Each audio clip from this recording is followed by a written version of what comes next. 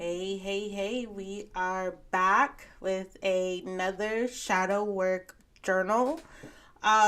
Today, as you can see with the title, we are actually going to go over part one and part two for those of you who missed it. If you're joining me live, I'm just getting on a little bit early today. Listen, I highly recommend that you click the bell if you are interested in going through these prompts with me live. I think that you'll enjoy it, and I would love to meet you and know who's listening or who's watching, rather. And so, anyways, let me show you. If you are new, what's up? My name is Aurelia Witt. I am an author and publisher. My goal here is just to motivate you to look at all of your options when it comes to not only publishing books, writing books, but also just living well.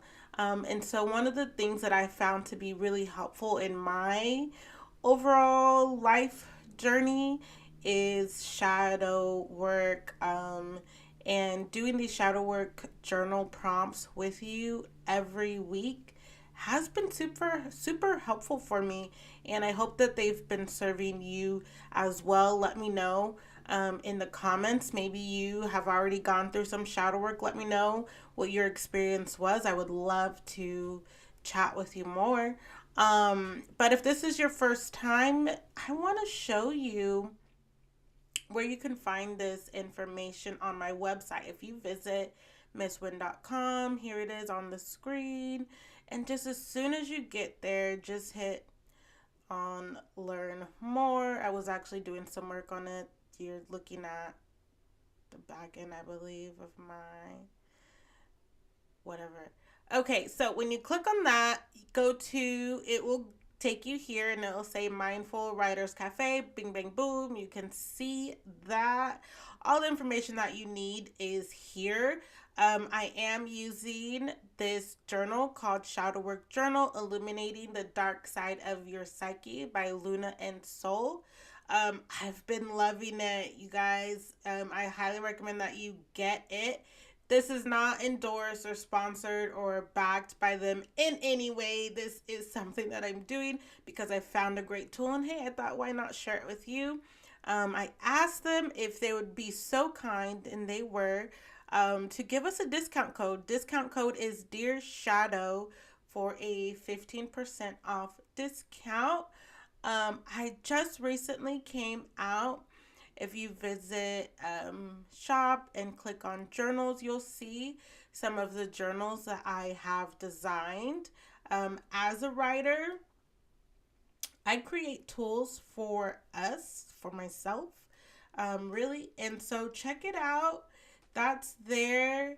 Um, I created this one, Dear Shadow. It's what I use, it's what I have right here.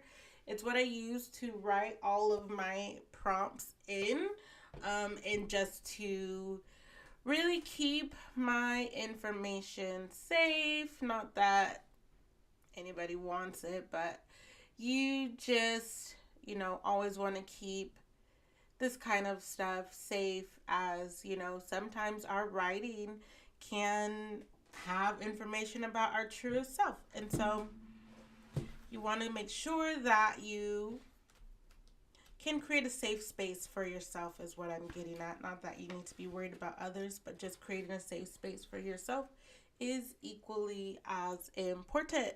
Okay, so let's go ahead and get into these prompts. Last week, we talked about money. And in fact, I'm telling you, this shadow work has been so good. I think you should try it. And I know I always think like, oh my God, if someone is like already seasoned in this, what are they thinking about this video? Who cares? I'm just gonna share my experience with you. And so far so good. Honestly, so far so good. I even have a savings workbook coming in. later today, which is exciting to do with my daughter. I try and get her involved with what I have going on and teach her and stuff like that. And so we have that coming in later today, and I'm excited. Just these prompts really have made me aware of some places that I kind of was like overlooking or not giving attention to when it was exactly what I needed to give attention to. And so money could be one of those things for you as well. Money could be one of those things for me as well. Let's go into the questions from part 1, and then we'll get into the questions for part 2. And then I'm going to get off your toes, okay? I'm going to get off my own toes as well. So part 1, let's explore the shadows lurking underneath your relationship with money. Answer the following questions. Try not to think about your responses too much. Just let them flow out of you naturally. So there's 4. It says 1. When I lack money, I do this or I feel this kind of a way. When I have lots of money, I do this or I feel this kind of way. When someone asks me for money, what is it that I do? When the topic of money arises in my relationships, I X, Y, and Z.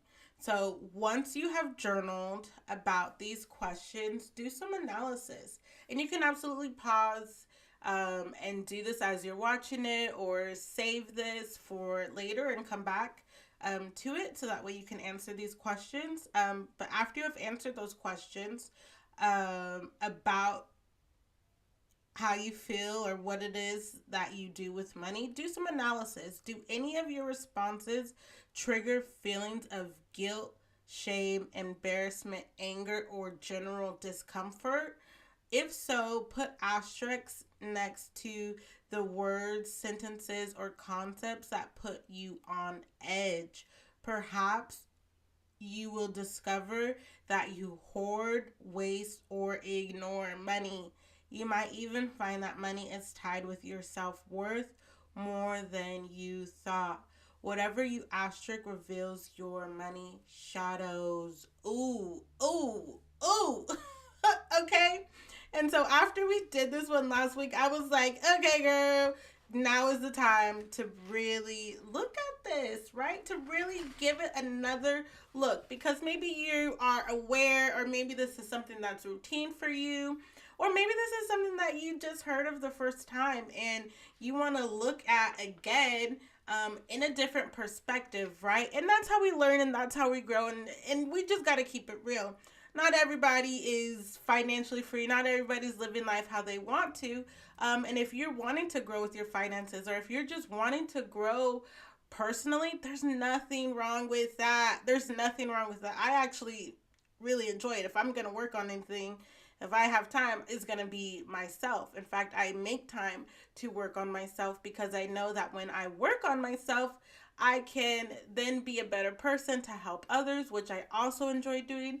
And so it's a win-win all the way around. All right. And so getting our money together, looking at it again, seeing how else we can do better, how else we can level up, where our blocks are. That's what this is doing here. And I hope that it really serves you in that way as it has been serving me. That's part 1. Part 2. Think about the ways your money shadows have impacted your life. Explore how financial habits, compulsions, or insecurities have tainted your friendships, your relationships, your self-esteem, your self-fulfillment, and your spirituality. Answer the question. Oh, yeah, I'm going to need some time to sit and work through this because, yeah, it does. And that's what I'm saying.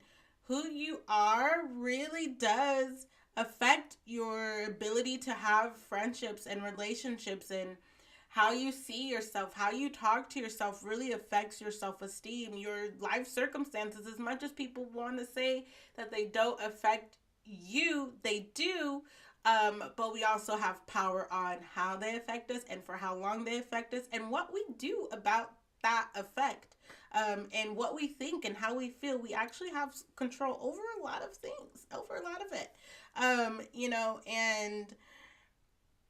And so that's where we're at. That's where we're at. Next week, I will give you part 3. This is a 3-part thing, and as it should be, absolutely, it should be. And so, like I said, turn on the bell notification.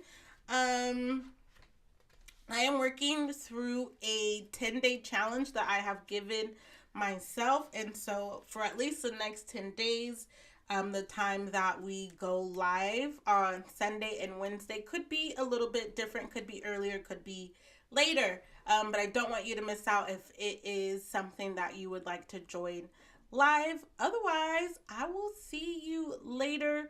Have a great Sunday. I will see you on Wednesday.